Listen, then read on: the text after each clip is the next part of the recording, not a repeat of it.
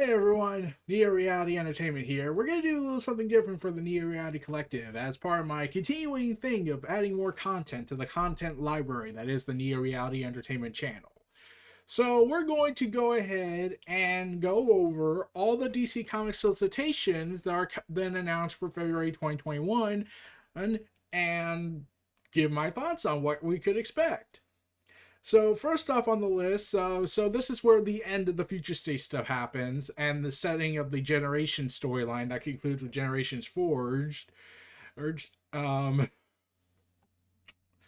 and along with some announcements of the death metal thing, George Perez, Mark Wade, along with an Absolute Edition coming out, a Death in the Family, and let's go over the whole thing along with anthology storylines. So first off on the list, Future State Superman House of L #1, written by Philip Kennedy Johnson, art by Scott Godlewski, cover by Yannick Paquette. I'm pretty sure I butchered all these names wrong, and there's a cardstock variant cover of it by Jay. I can't pronounce that. It's going to go on sale on February 23rd, 2021. And it will be 48 pages, and the solicitation reads Centuries into the future. The bloodline of Kal-El, the hero we know as Clark Kent, continues. Meet a new generation of Kryptonian heroes as they stand against one of the greatest threats they've ever faced, a diabolical foe called the Red King. Get ready for the unexpected debut of the twins known as Rowan and Rowan Kent, descendants of Jonathan Kent. Rowan is the new Superman of Earth, while his sister is a Blue Lantern. Also on board are Arthur Banel, whose mother was Tamaranian, and other heroes, all led by the original Man of Steel himself. Plus, don't miss an appearance by the Black Racer. See how this future of Superman's family comes together in this wild extra-size special. So, okay, so in the relations to this, it does look like we're going to get more content regarding the Superman family, and we're going to get more expanded characters about where they could take this stuff. And I'm kind of interested in this idea. Uh, Going ahead and seeing these new characters and whatnot. Like this is the thing I like about Future State. So Future State, instead of being the reboot that was rumored for the whole, DC Comics X5G event, they instead said, no, we're not going to do that anymore since Dan DiDio's gone, so we don't have to deal with him.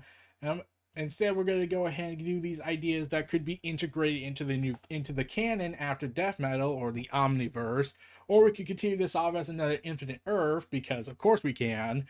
And so it will be interesting to see how they introduce these all new characters and concepts to see if they'll bring in elements of these characters into the main DC continuity, if there is a continuity after Death Metal, because they do look cool designs. There are some cool designs on here with the Tamaranian character, especially. Like, I'm hoping the mother is not Coriander because that's just weird to me. So we got Future State Aquaman #2, written by Brandon Thomas, art and covered by Daniel Shampry, cardstock variant by Carrie Randolph, all 32 pages. Andy Curry, the daughter of Arthur and Mira, has had a pretty terrible month. Yeah, I can understand. Jackson Hyde, aka Aquaman, won't stop calling her Aqualass when she's told him 1,000 times it's Aquawoman.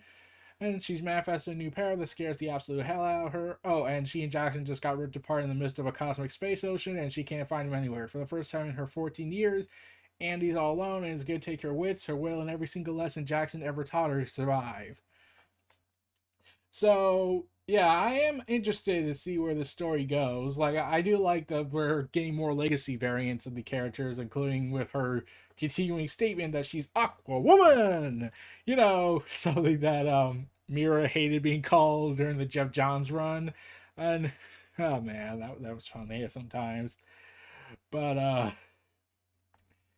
yeah, I can't wait to see what she can bring to the table, especially since she's a kid in the comics right now, and then she'll be grown up in the new in the Future State. But let's see how things go. In fact, I'm curious to know what happened to Arthur and Mira. Are they dead or something, or was it like in Young Justice where Aqualad became the new Aquaman because Arthur Curry had royal duties besides just being a Justice Leaguer. So yeah. Future State, the next Batman. Number 3, written by John Ridley, art by Laura Braga, along with the Outsider storyline, Brandon Thomas, Summit Kumar, Arkham Knights, Paul Jenkins, art by Jack Herbert for that story, cover by Lauren, and there will be a cardstock variant featured by Art Jern Lau, which means I will be getting that. It's going to be 64 pages. The Avengers of the next Batman continues. Batman has captured a pair of murderous fugitives, but he has to face a tough decision: lead them for the mega state troops, which means certain death, or risk his life and fight his way through Gotham to deliver the GCPD for trial. Well, he's Batman, so there's only one choice. In Outsiders, Katana is reunited with Black Lightning, but her old friend and ally has changed big time, now comprised of literal Black Lightning. Okay, Jefferson Pierce arrives with a dire warning about Duke Thomas and his mission to liberate Gotham from the oppression of the Magistrate. They'll have to work together, and we really mean together, to have any hope of defeating the forces working against them. Plus, in Arkham Knights, Astrid Arkham and her band of maniacal misfits have picked a fight with the Magistrate, and they're not going to back down. On the eve of their mission into the heart of Gotham's fascist occupiers, Croc, Saz, Morpheus, Clayface, Harvey, and the rest steel themselves to try and shine a beacon of hope into the darkness, but not everyone will make it out alive. So, okay, so I believe it was mentioned, James Tyrion said that he's going to bring in the whole debacle that is going to be the Magistrate in the Batman books, or at least a version of them, of the continuity they're bringing.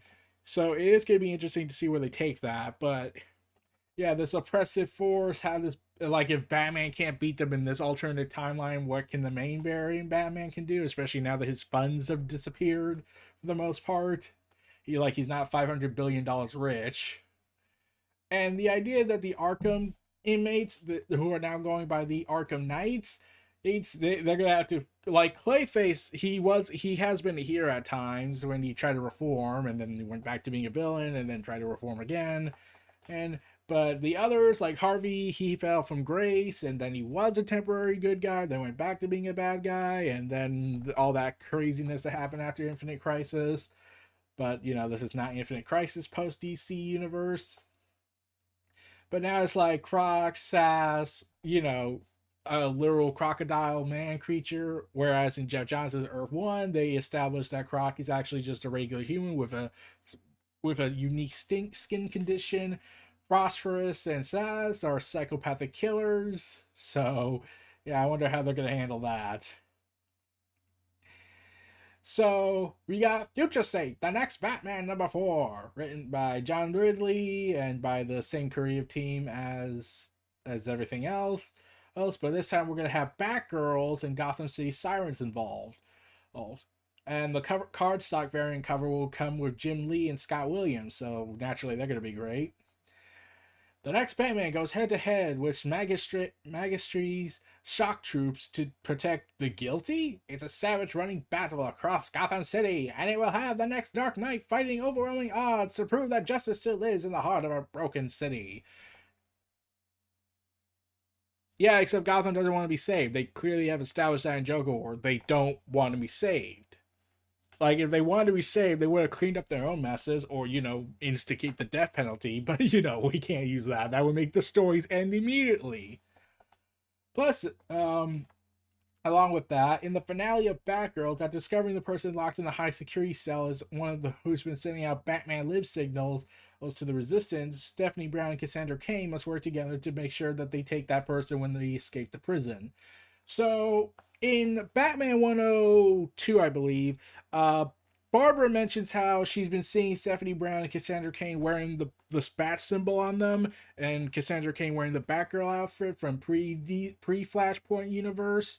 I'm thinking to myself, is that where they're going with? Like, they're going to bring back... So, it feels like they're going to mix in some of the Future State concepts with Batgirls, and also mix in the idea of the Batgirl League thing that Barbara did in Future's End tie-in, superfluous tie-ins. And it's written by Gail Simone that reintroduced Cassandra Cain and Stephanie Brown.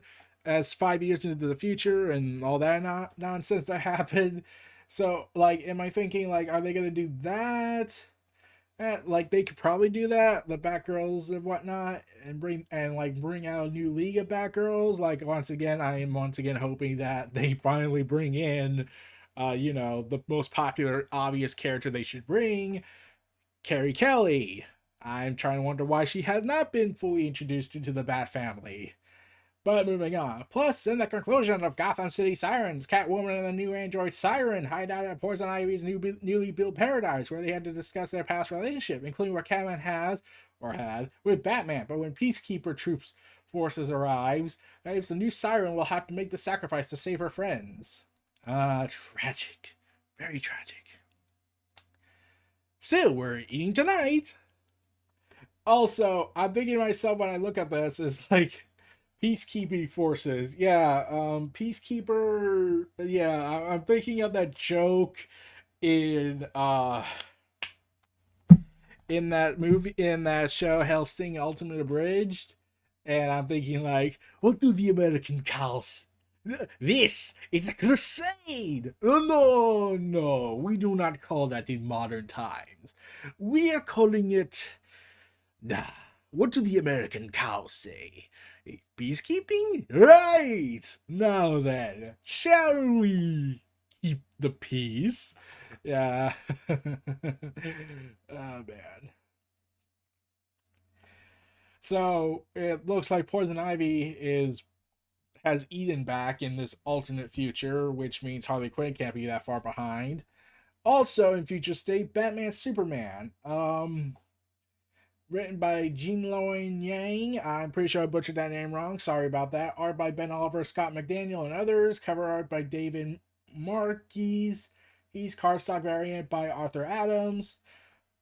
Superman has fallen deep into the Magistry's kryptonite caverns, and now he's at the mercy of the gruesomely terrified Professor Pig.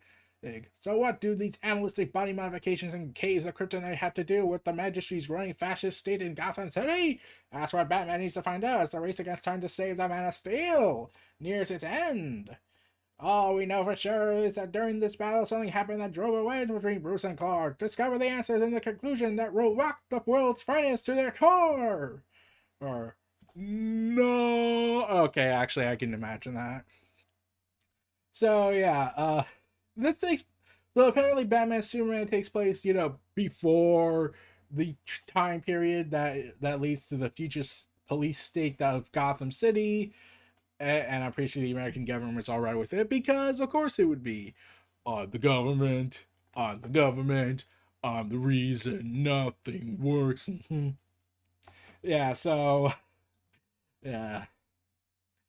So it's going to be interesting where they take that, but it seems like something happens between Batman and Superman that gets them to no longer be friends, it seems, again. And meanwhile, Future State, Catwoman number 2, rant by Ram V. The art by Otto Schmidt and a cover art by Liam Sharp with the cardstock variant by Hitchem Habich. It will be 32 pages long. Catwoman has clawed her way through half of the Magistry's bullet train, but her fight has only just begun. Now with Onomatopoeia in tow. Okay. Selina makes her way towards the car, carrying a ghost of her past, and Gotham as well. It's Bruce Wayne, but is it really him? And with Talia al Ghul on board, will this long-awaited union between the Bat and Cat?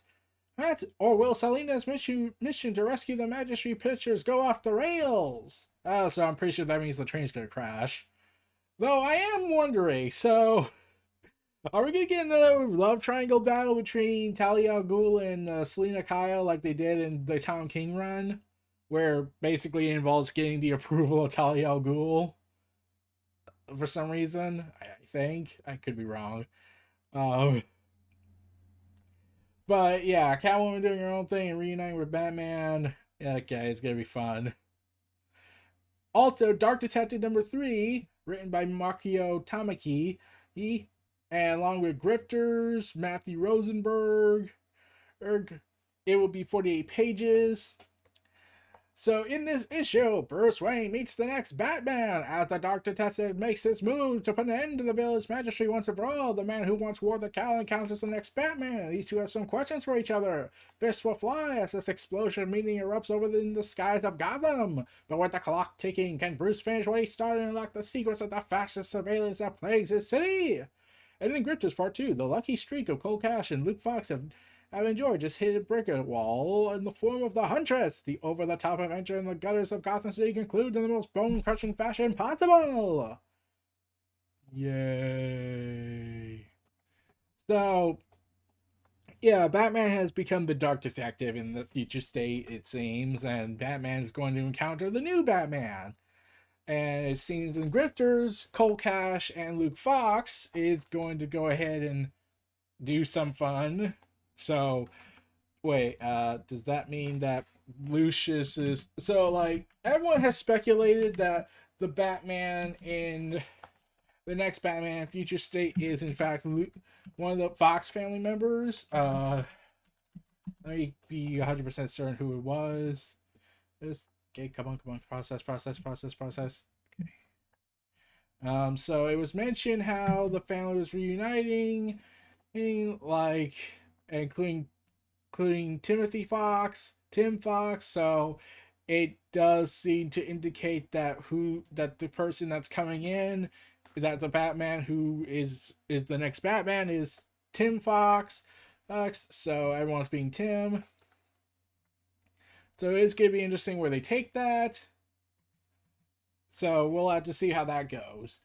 Also, Dark Detective number 4, written by the same people, but the Red Hood storyline will be written by Joshua Williamson. Once again, 48 pages. Bruce Wayne may be a dead man in the eyes of the villainous magistrate, but this Dark Detective isn't through yet. In this pulse-pounding finale, Bruce makes his final move and comes face to face with the man at the top of Gotham's oppressive regime, Peacekeeper 1. With bombs planted and the trap waiting to be sprung, the final battle will decide the fate of Gotham City once and for all. And after the event of the last Red Hood chapter, Jason Todd is a wanted man. He's got too close to the mystery of the new Red Hood gang, and that forced the magistrate to take extreme measures. Because no one can know the truth. Hunting alone, Jason must somehow turn to unlikely allies if he's going to survive. I mean, like, he could reunite with Artemis, but, we can't have that. That would have been too good. So, yeah, Jason Todd's in trouble. Meanwhile, in The Flash, written by Brandon Vetti, who I believe is the writer of Hawkman, the critically acclaimed storyline, it's going to be the Flash storyline, and saying all hope is lost as Barry Allen races to save his former partner Wally West, armed with the weapons of the Rose, who once tried to destroy the Flash. Barry plots an attack that will either free the former Kid Flash from the evil that's possessed him or end his threat forever. So yeah, in Future State, it was revealed that Flash is in fact being possessed by a demonic entity that has somehow made him malnourished. Yeah, I don't know either. So, yeah, now Barry Allen has basically armed himself with guns of the rogues who once tried to kill him and Wally West. So it's interesting to see that he's going to don the outfit of essentially his former enemies. It's going to be fun. Very fun. Also joining this saga is going to have the current line of Future State titles is Green Lantern number 2, Last Lanterns, Teen Lantern, Hal Jordan, written by Jeffrey Thorne, Jose Campbell, and Christopher Priest, respectively. With the Solicitations reading outnumbered but never outwitted or outfought, John Stewart leads the last of the Green Lanterns against the invincible odds, facing a bloodthirsty Cullen cult all dedicated to the God in Red. The one-time Green Lantern shows that even without a ring or the corpse to back him up, he's still a force to be reckoned with. Plus, from the pages of Young Justice, Teen Lanterns team up with Mogo, and Hal Jordan reconnects with Oliver Queen after the power battery goes down. Yay! So yeah, remember, the lantern battery is, well, dead in the future, it seems. And now they have to make do. But John Stewart still being a force to be reckoned with, that's understandable because he was a military guy. So naturally he would have the experience to keep going and keep fighting the good fight even with the unfortunate issue with the lantern battery being dead. So yeah, Jon Stewart seems to be taking the lead, and Hal Jordan is taking a backseat in some of his own set of stories in the Green Lantern book. So yeah, it's pretty good, pretty good. Also, I am curious to see how Teen Lantern does, especially since she hacked a since she allegedly hacked a Green Lantern ring, even though it turns out she's one of her family members was a Green Lantern and whatnot. So take that what you will. Future State Harley Quinn #2, written by Stephanie Phillips, art by Simon DiMetto and Tony Infanti. Pretty sure I butchered these wrongs, along with a cardstock variant by Gary Frank, which means I will get that. Because Gary Frank is freaking awesome. Harley Quinn has gained Jonathan Crane's trust. Everything is going according to plan, and she's getting close to making her escape. But Black Mask and his gang continue to undermine the Magistry and push Crane closer to the edge, where he will become the Scarecrow once more. Will Harley be able to defeat the Scarecrow and stop the Black Mask gang? If she's going to secure her freedom and save Gotham's future, she'll have to. My God. What could happen? Other than outright insanity, because it's Harley Quinn, so naturally you should expect insanity. So, yeah, crazy time, everyone. Immortal Wonder Woman #2, written by Michael W. Conrad and Becky Cullen, and art by Jen Bartle. Nubia, written by Ella McKinney. Nubia, art by Alina Martinez and Mark Morales, covered by Jen Barthel. Cardstock variant by Becky Cullen.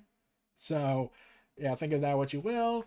Oh, the undoing is here. Superman couldn't stop it. Darkseid couldn't stop it. Only Diana Prince is left to hold back the being that could spell the complete disintegration of the cosmos. But will she even be powerful enough for the task? Meanwhile, in another future, Nubia's attempts to stop the theft of an ancient artifacts have led to an even bigger conspiracy and an even bigger foe. Cersei is up to her old tricks, even after all these years, and she has an offer that Nubia will find hard to refuse. So they're screwed. So a Wonder Woman has to deal with a crisis of the undoing, and apparently it's powerful enough that Darkseid can't stop it, so that's saying something. And the Nubia, who I never knew about until recently on the Collective, who is the current Wonder Woman in another timeline, because we have to have multiple timelines go on at the same time. She's dealing with Cersei, and we all know how Cersei is. Cersei the Seashore. Future State, Justice League #2, written by Joshua Williamson. Justice League Dark, written by Ram V. Card stock variant by Kanal Nigu, whatever, I can't pronounce it. Exile to a distant planet. The Justice League suspects an imposter in their midst, but not even the next Batman and Green Lantern can find the clues they're looking for. Meanwhile, on Earth, the terrifying return of the classic Justice League villain may spell doom for the planet. Doppelgangers abound, paranoia runs rampant, and only Justice League can save humanity if they can ever find their way home. Plus, all the world's terrible truths are revealed as the Justice League Dark make their last stand. Hunted, beaten, and harvested for their magic, Zatanna, Khan Constantine, Detective Chip, Ragman, Madame Zandu, who and Etrigan all unleash a desperate plan that could destroy them, but is it worth the cost to finish Mad Merlin and his mysterious knights? Only Dr. Fate knows, and the truth may spell hope or doom. So, Ramvi is the current writer of Justice League Dark, and Josh, I believe, I could be wrong. Wait, let's just double check on that. I think the original writer was James Tyron IV, because he has to have all his eggs in one basket. Let me just double check. Yeah, he's the current writer of Ramby's currently the writer of Justice League Dark. It originally was James Tyron, but he's been the writer since 2019 in November. Okay. So, yeah, it seems all hell's about to break loose, so good luck with that, everyone. Future State Kari Zor-El, Superwoman, #2, and her outfit is still terrible. The moon colony built around Superwoman's Fortress of Solitude is under siege. Shape-shifting aliens have come up to the place of peace in search of Silurian, in a refuge from their homeworld. It's a bad move on the part of these intergalactic bad guys. If carry Zor-El off into Sanctuary, there's no way she's gonna let anyone get their mysterious monstrous hands on you. Let's just hope this gamble is worth it, because Larian's secret, the one that got her in trouble in the first place, could mean bad news for everybody. The Sanctuary thing has clearly went bad. Yeah, that sounds about right. Written by Brian Michael Bendis, Legion of Superheroes #2 of Future State. The unthinkable has happened. One of the Legionnaires has betrayed the entire galaxy. The United Planet is in ruins. The team has been scattered across the cosmos, and madness reigns on multiple worlds. Now the surviving Legionnaires are just discovering the real truth behind what has happened to their dream of a new age of heroes. Don't miss this shocking twist 1,000 years in the making with the team of Brian Michael Bendis as in visionary artist Riley Ramzo. So, Entropy has finally arrived. I didn't think that would take too long. Written by Andrew Constant, Nightwing #2 of Future State. It's an all-new dynamic for the dynamic duo when Nightwing and Gotham's mysterious new Batman join forces against the Magistry. But when the totalitarian force controlling the city declares the two heroes their primary targets, Nightwing will call on the full force of his hidden resistance, including two Batgirls, Huntress, and Two-Face. But even then, will it be enough? Find out in this action-packed conclusion. So there's a cover stock by Nicholas Scott, which looks awesome, so I'll be probably getting that variant. And so, yeah, Nightwing is pretty much in big trouble with the new Batman. And somehow Nightwing doesn't know who that is, it seems. Okay, I don't know. I'm like, they could just say one of the Foxes are is the new Batman, but I'm pretty sure they would give away the spoilers if they did, because they just revealed that one of the Foxes is hanging out with the Grifter. So, yeah. Also, we got Robin Eternal, #2, written by Megan Fitzmartin. Tim Drake is dead at the hands of the Magistry. So why is he getting back up again? With the dangerous and supercharged Lazarus Risen coursing through the veins of the hero once known as Robin, can Tim recover enough of his fragile psyche to finish the mission and blow the sky convoy? And can Spoiler and Darcy escape the clutches of Peacekeeper #3 in their time to save their friend in the process? It all comes to a head in this cataclysmic finale. So yeah, it seems Tim Drake has been bathed in Lazarus' blood. And now it seems like his girlfriend has to go and save the day again.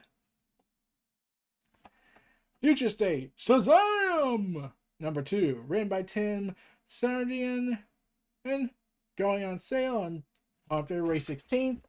Shazam's soul is laid bare as he's confronted by one of the most powerful beings in the DC universe, revealing shocking secrets in the final fate of Billy Batson, the boy who was the Earth's mightiest mortal. This introduces a deadly new threat from the ashes of the Teen Titans Academy, Raven. Wait, what? So, yeah, so... Wait, so Raven was the traitor? Is that what they're going for? Because that would be kind of annoying and redundant, because how many times has Raven gone bad without her free will involved? I'm just confused more than anything else. So... yeah, so at least they're connecting more than the main DC continuity. Anyways, Future State Suicide Squad #2, written by Robert Thompson, and Black Adam as a backup story by Jeremy Adams. So, Peacemaker attacks, assigned to bring Amanda Waller back to Earth 1 at all costs. The Suicide Squad battles Waller's private Justice League on Earth 3. All lives are lost, blood is spilled, the fate of the multiverse will be decided by Superman. Wait, what? So wait, this takes place on Earth 1? Then what the hell happened to all the Earth 1 graphic novels? Did they move to Earth 2? Also in this issue, the 853rd century is burning. And only Black Adam can save reality from the onslaught of murderous rage when a new threat spawned from a former hero. Oh great, we're screwed. Another hero gone bad, everyone. Another hero gone bad. Yeah, have fun, everyone. Meanwhile, Superman Metropolis #2. Superman Metropolis written by Sean Lewis. The Guardian written by Sean Lewis. Mr. Miracle written by Brandon Esteen. With cover art by John Timms and variant by New York Lee. This will be announced with the solicitation of Brain cells, the advanced offshoot of the diabolical Brainiac, continues to lure Jonathan Kent down the wrong path. Things go from bad to this can't get any worse when it appears it's also taking some amount of control over Supergirl. If the Kryptonians clash, nothing will be able to protect the Bottle City of Metropolis. Meanwhile, in the Bottle City itself, the Guardian is doing everything he can to stop the city from destroying itself from within, while Mr. Miracle has discovered a trail of strange signal that he doesn't realize will take him to War World. So this is going to tie into the Superman Worlds at War thing. Also, Superman versus Imperious Lex, aka the Emperor essentially, it's really happening. Lexor has joined the United Planets, while surveying Lois Lane and Superman discover that the planet is rich in minerals, causing Lex Luthor to try and exit the Federation to make Pretty Penny. Realizing he can't leave without agreement from Earth, he imprisons Lois Lane, then whips up the propaganda machine against Superman. Now the power couple must work together to break free and stop Luthor's plans. But how can they fight a whole planet that's designed to hate them? Well, it's actually quite simple. Go back in time, fix it, or go ahead and just act like it never happened. That's how the comics universe works, right?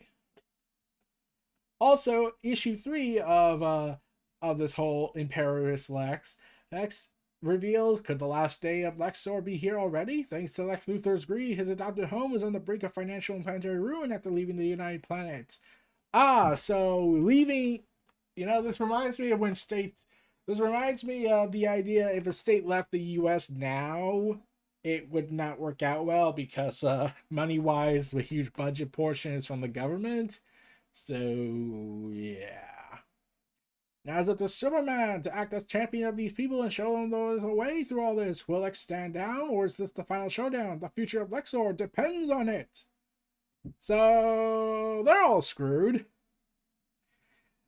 Also, Superman Worlds of War, written by Philip Kennedy Johnson, and with art by the guy who makes it look like it's Telltale Games, engine from the Batman. Yeah, I know he has a name, Michael Janin, but I just look at him and I think his art style's too Telltale Games like. Is he the is he the art director of it? Let me finally double check on this. I need to get this definitively. Okay. On and come on. I want to know.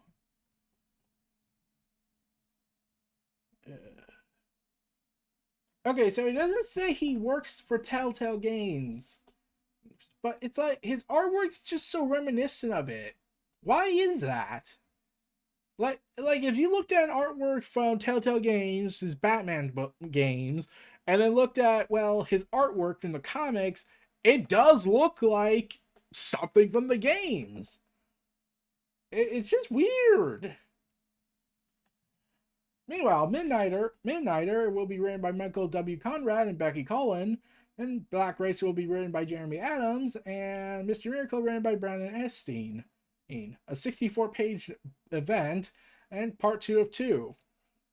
Meet the rising champion of the gladiatorial pits of War World, Superman! The man is still down in the pits, duking out with Mongols' hordes and working his way up to the big boss himself.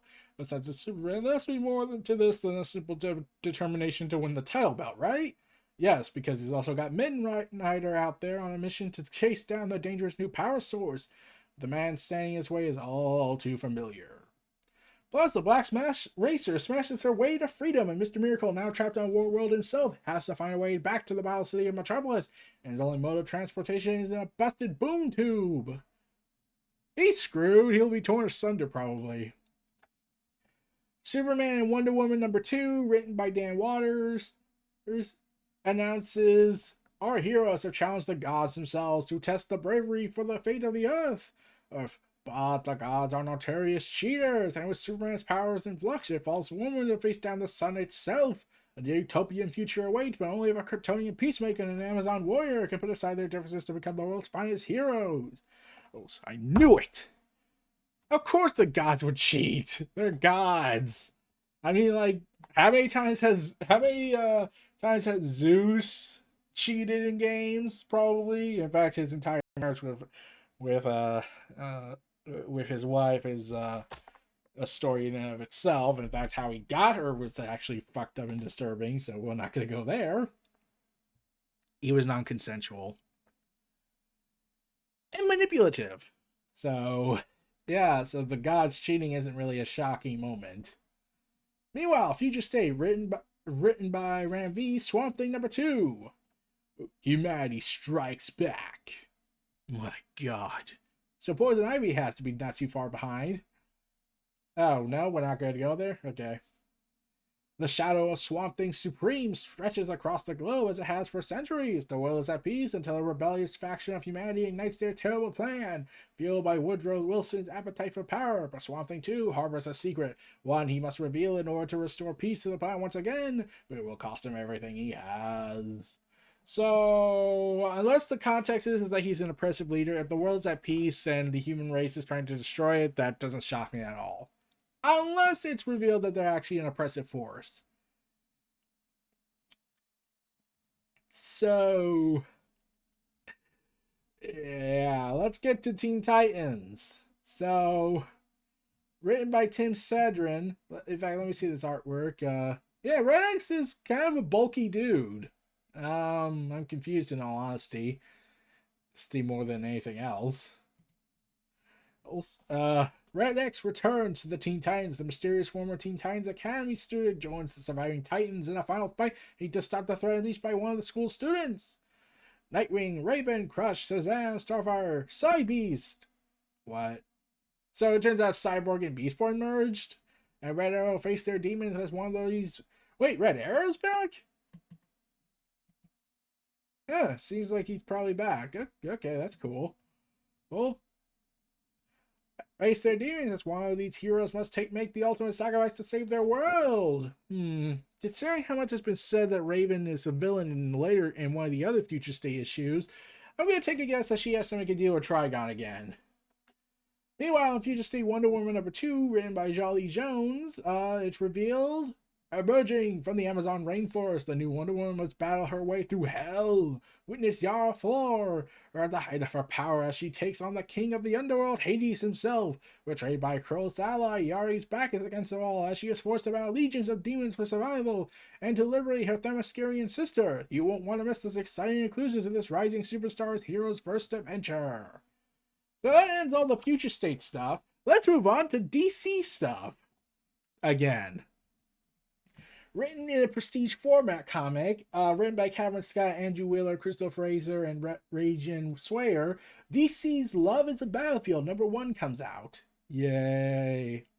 Hey, blam, crack, pow, look out, it's love, no, joy, we can't have that. Falling in love is rough, even for DC's greatest. Watch as Batman, Catwoman, Wonder Woman, and Steve Trevor, Mr. Miracle, and Big Barda, and all the rest of your one true pairings fight in vain against the all-powerful forces of romance and supervillains. Even Amanda Waller fights the urge to bail on her mystery date. She has a date. Come on. She's... I don't want to say it, but Amanda Waller can be kind of an oppressive. Yeah. Let's just say that. We guarantee that this Valentine's Day, someone's taking a shot to the heart from Cupid's bow. Also revealed in it is the cover art, which shows Poison Ivy and Harley Quinn being the star of it while being strangled by a plant creature. So it looks like they're recanonizing Harley Quinn and Poison Ivy's romance life. Yay! Also, on the side, we get Generations Forged. Dispersed through time by the villainous Dormammu's Domnus, whatever. Or I kept almost saying Dormammu. Our ragtag team of generational heroes featuring 1939 Batman, Kamandi, Last Boy on Earth, Superboy.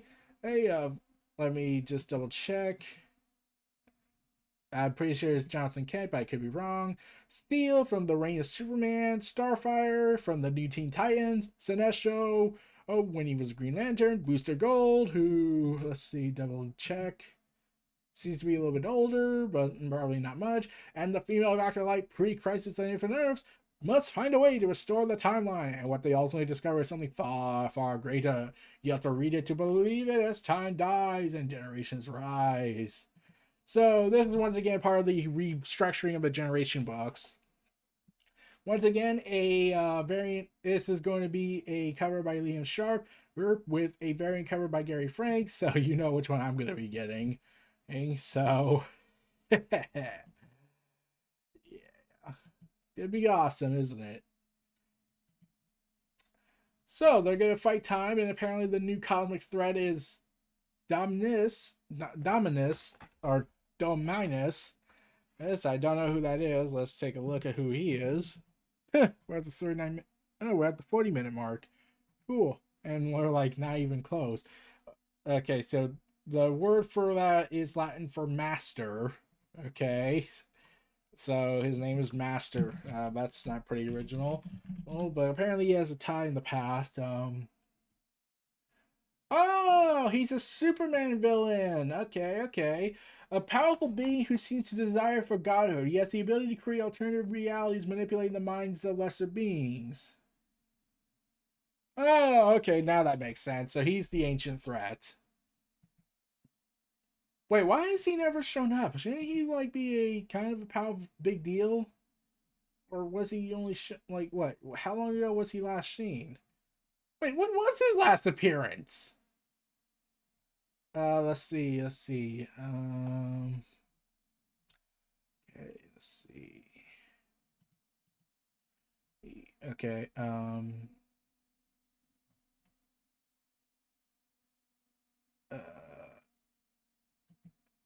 his last appearance was King of the World #1 of Superman. When was this released? He's been gone since 1999. Where the hell has he been all this time? Wow, that's kind of pathetic. A villain from 1989 who desires godhood somehow within between 1999 all the way up to now has been trapped in the Phantom Zone, which seems is back. Okay. Also, we got Man Bat #1, a miniseries 1 of 5, written by Dave Wilson. I'm pretty sure I butchered his last name wrong. For years, Kirk Langstorm has struggled with his monstrous alter egos, Batman Bat, and the serum that transformed him. He's finally hit rock bottom following a devastating setback, and he's going to take his anger out on every single citizen of Gotham City. Will the combined might of Batman and the GCPD enough to stop Langstorm once and for all, or will this just be the start of Man Bat's devastation? Considering this is Man Bat and he's kind of crazy right now, seems. And Batman's kind of an idiot, and the GCPD is not going to kill him or anything. Clearly, we know where this is going. He's screwed. They're all screwed. Now we get Jeffrey Thorne, who is writing a digital first comic, Truth and Justice #1, a 40-page digital first exclusive. Vixen takes center stage in the debut issue of this new team-up series. Mari McCabe is many things: superhero, model, activist, but can she add God Killer to the list? Vixen teams up with Dr. Misty and Pella of the Global Guardians to face down an ancient deity that's taken over the body of a scientist investigating powerful magical artifacts. Vixen will dig deep and use all the abilities in the animal kingdom to face down this powerful primeval threat. So they're all screwed.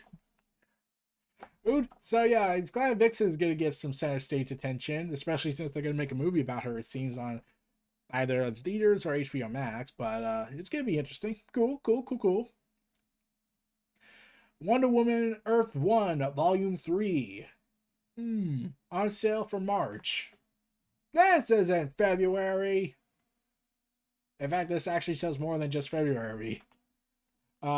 So this will be the epic conclusion to the New York Times best-selling original graphic novel series from the critically acclaimed superstar writer of Grant Morrison and artist Yannick Paquet. He is here. Diana, now queen of the Amazons, must assemble the desperate Amazonian tribes for the first time in a millennium. Maxwell Lord's assault on Paradise Island with his destructive Ares armor is on the horizon. In order to weather the war that's coming, Wonder Woman will need the full might of her sisters to by her side. Can Diana finally bring her message of peace to the man's world, or will Maxwell Lord's war burn the world and the Amazons to ashes? Yeah. That's good. Hey, great. Yeah, ever since, yeah, for some reason Maxwell Lord is really starting to become more Wonder Woman's main villain. Since, well, let's see, Maxwell Lord is the villain right now in Wonder Woman's books. Maxwell Lord got his neck snapped by her all those years ago, and they seem to be remembering it from what I was hearing from somebody. Um, yeah, it just seems like a crazy time for Maxwell Lord, especially with the movie coming out. Also, we got a trade paperback coming called Dear DC Supervillains, which is a trade paperback highlighting members of the Legion of Doom in a sympathetic way that was relatable to kids. Okay, so we got that. Another kid book, Metropolis Grove trade paperback. Whistle, a Gotham Hero trade paperback. Zatanna, Jewel of the Gravesend trade paperback. American Vampire 1976, written by Scott Snyder. Skinner, Pearl, Book, and the rest of the team are finally united in their mission to stop the beast from the dominion from world domination, but the missing key to the success is protected by a council of preeminent ancestral monsters with an axe to grind. These are the progenitors of some of the world's most iconic folkloric species, and the victims of a broken American promise. Desperate for the council's assistance, Skinner's crew becomes a captive audience to their tale of betrayal. With chilling insight saps all hope of recruiting their help. With only a few days to spare before terror is unleashed, the team must convince the legends that humanity is worth preserving, and that humanity may still bend towards redemption. No, we're screwed. Dude, like, we're going ahead and saying that wearing a mask is oppressive and making comparisons to Nazi Germany, and that makes sense, right? So I say we're fucked. Batman Black and White, written by a variety of authors. Cover art by Joshua Middleton, with the variant cover by Shanda Takadi. Poison Ivy variant art by Carrion Randolph, all in a prestige format. The mythology of Batman continues to expand in this issue of Batman Black and White as we explore alternate takes and possible futures for the Caped Crusader. So John Ridley reteams with iconic Thor and Avengers artist Oliver Coipel to dip into the world of Future State and expand the legend of the next Batman, introduce us to as well she's not exactly Robin. To his new, well, she's not exactly Robin thing. Another person, artist of the Sandman universe, is the Dreaming in Wonder Woman, writes and draws a tale that takes evenly that takes the myth of Batman to a medieval realm of knights and sorcery. In this version, the Dark Knight is a real knight, and he must save a community from the dryad known as Ivy. Nick Dragado, I'm pretty sure I put that wrong, co-creator of East of West, makes his DC Ryan debut with a tale that looks at a post-apocalyptic future where a giant Batman-like robot rampages of what's left of Gotham City. So they finally blew themselves up. Got it.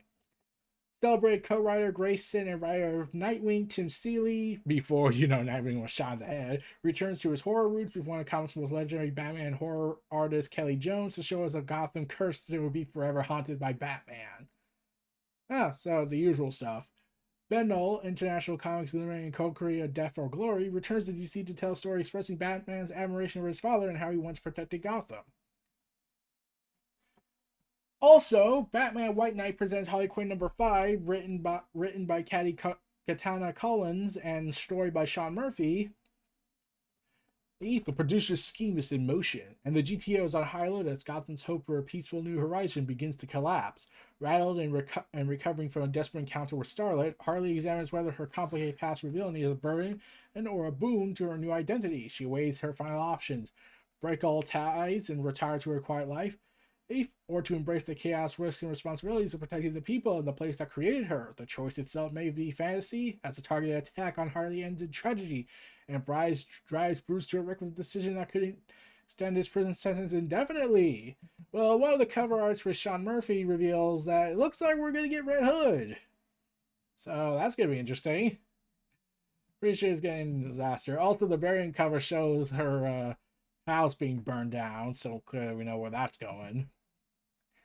And along with them, joining on the way, is Batman Catwoman number 3.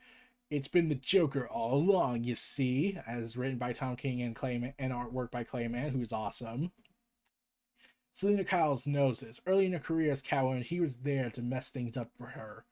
Same with later when she and Batman were finally getting together for the third time, but still, that time stuck. No thanks to the Joker or to Phantasm, who now has her sights set on Catwoman because she thinks it will be her to get in to get after the Joker herself, and she has to do it before Batman gets to him first.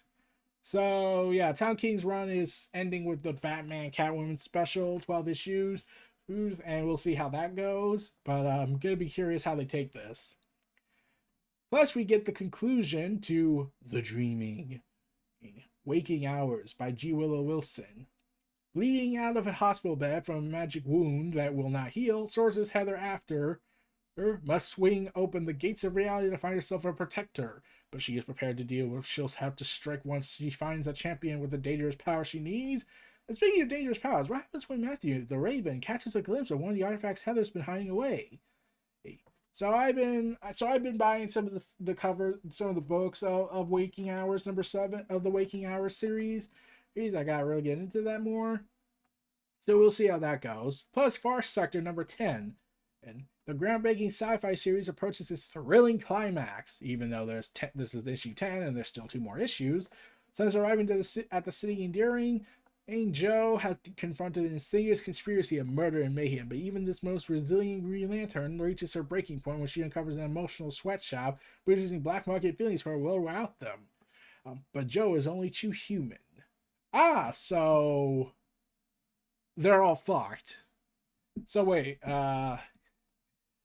so they could somehow create feelings? I know this is the DC universe, but still.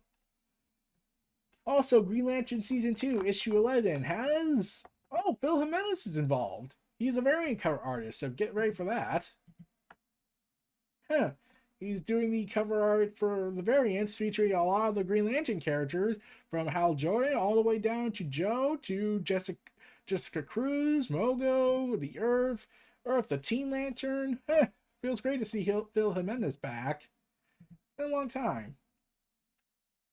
Hal Jordan's future as a Green Lantern is starting when the Young Guardians plan to restructure the corps move into high gear. What's a guy to do but take a vacation? But when Jordan drives on the swords and sorcery world of Anthamora for some R&R, because that's a great idea, he comes face to face with the biggest threat to the universe has ever known, and a coalition of foes determined to bring his career and the story to an apocalyptic end. You can immerse this game-changing 2-part finale of Morrison and Sharp's epic run. So yeah, the Green Lantern series has been doing this basic television style format, with a season 2 and every episode operating as independent, and this seems to be the first 2-parter or finale, so get ready for that. Also, Tom King continues to be busy with more of Rorschach. Rorschach tried to kill the leading contender to unseat President Redford, a governor by the name of Turley who has a lot to say. This is issue #5. Turley believes the Redford people were behind the hit, but the detective investigating the case isn't sure. To prove Turley wrong, he has to figure out how Rorschach and Laura got so close to actually doing the job. And the answer to that might be deep in the Turley campaign itself, including the governor's past with a masked man called the Comedian. So I enjoyed issue 1 of Rorschach, especially since it ended with death. Since it started off with Rorschach dying, so this is not really a Rorschach story, more like it's a story about Rorschach, or whoever this Rorschach guy is. Also joining them on the case is Scooby-Doo, Where Are You? #108, written by Sally Fish. Talk to the mysterious curses and lost treasures, pretty common out there in the moors. But when a terrifying Halloween begins to haunt the night, Scooby and the gang are called upon to investigate, finding themselves trapped in Wilson Garrett's III's mansion. And with strange guests, the gang will need to combine their sleuthing skills to uncover the mystery before it's too late to escape the hounds of the moors. It was clearly the butler.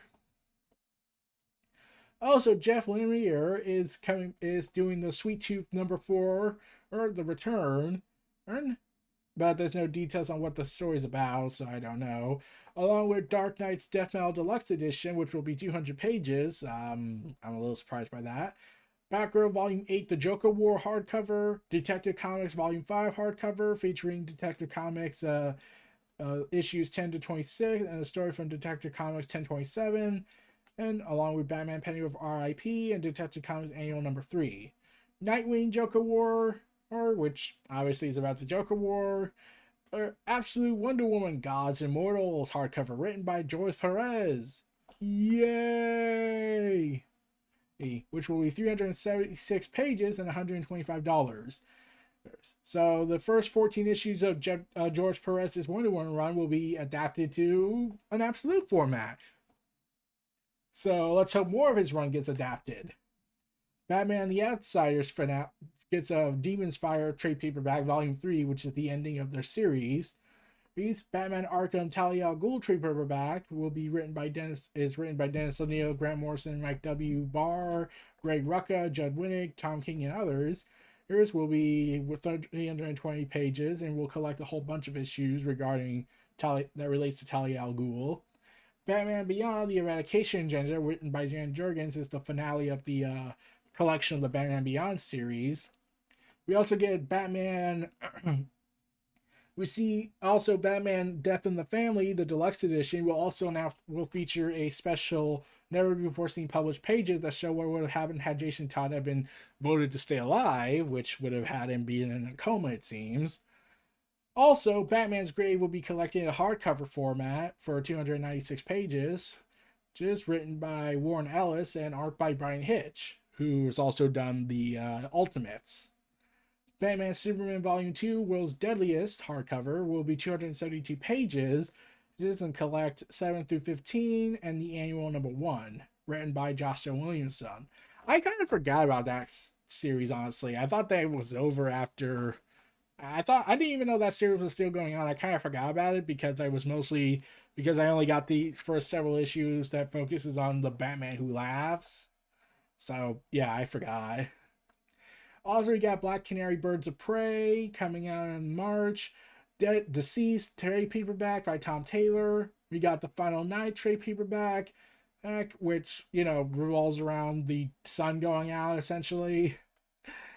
Yeah. Because an alien creature known as the Sun Eater plunges the Earth into a permanent night, and along with it, freezing temperatures and ecological disasters. Which means they discovered the Matrix.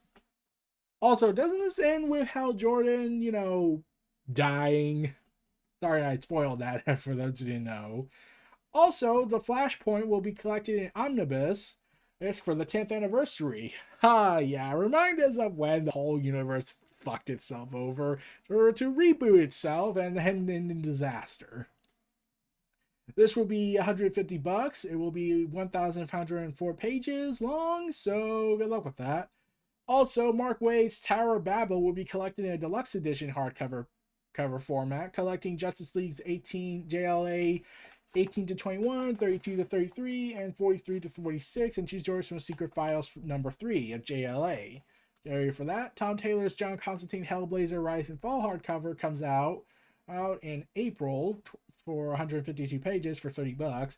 Also, Simon Schiffer's John Constantine Hellblazer number 2, The Best Version of You, which is concluding his 12-issue run that was canceled, unfortunately. He's trying to get it back, so let's hope. Also, Dan Abbott's final collection of Justice League Odyssey comes out in The Last Stand, which ties into, death metal. Also, Red Hood Outlaw number 4, which is the conclusion of Scott Lobdell's entire run which concludes the run of Scott Lobdell's Red Hood series. He's the end of the Outlaw era, so get ready for that. Revolver trade paperback under the DC Black Label name. It's going to come back in print by Mark Kiddit.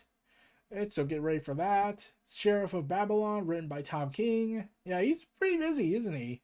He comes out for the Black Label. Superman Adventures Lex Luthor Man of Metropolis trade paperback comes out in March, along with Superman Volume 3 The Truth Revealed by Brian Michael Bendis.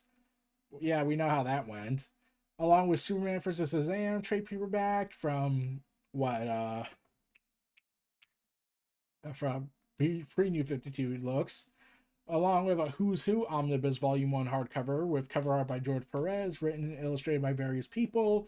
This will be 1,320 pages long with a $150 cover price.